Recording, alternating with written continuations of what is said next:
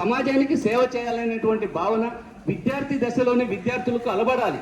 So ఆ విధంగా కలగాలి అంటే విద్యార్థిగా ఉన్నప్పుడే మనం సమాజంలో మన పనులు విడిచిపెట్టేసి మనమందరూ కూడా సమాజ సేవకే మన జీవితాన్ని అంకితం చేయాల్సినటువంటి అవసరం లేదు.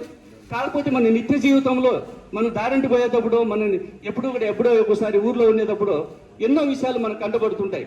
సో ఉదాహరణకు మనం బజార్లో వెళ్తుంటే గర్భిణీ స్త్రీలు కానీ పిల్లలు కానీ వికలాంగులు కానీ వృద్ధులు కానీ మనకి మన సేవ వాళ్ళకి ఎంతో అవసరం అవుతుంది. అలాంటి అవసరమైనటువంటి సందర్భాల్లో మనం సేవ చేయడానికి ఎల్లప్పుడూ ముందుకుంటామనేటువంటి ఒక భావన, ఒక స్పందన అనేది మనలో ఉండాలా.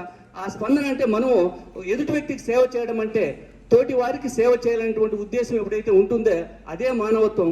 మానవత్వానికి మించినటువంటి దైవం ఏది కూడా లేదు. సో గాంధీజీ సిద్ధాంతం కూడా మానవ సేవయే మాధవ సేవ కాబట్టి అతని యొక్క అడుగు జాడల్లో నడచాలనేటువంటి ఉద్దేశంతోనే విద్యార్థి దశలో రాకుండా, అంటే మొక్కై వంగనిది మానై వంగదు, విద్యార్థి దశలోనే ఒక మంచి ఒక సద్గుణాలు, మంచి క్రమశిక్షణ, సేవ తత్పరత అనేటువంటిది విద్యార్థి దశలోనే ఉంటేనే అది భావి పౌరులుగా మీరు ఎదగలుగుతారు.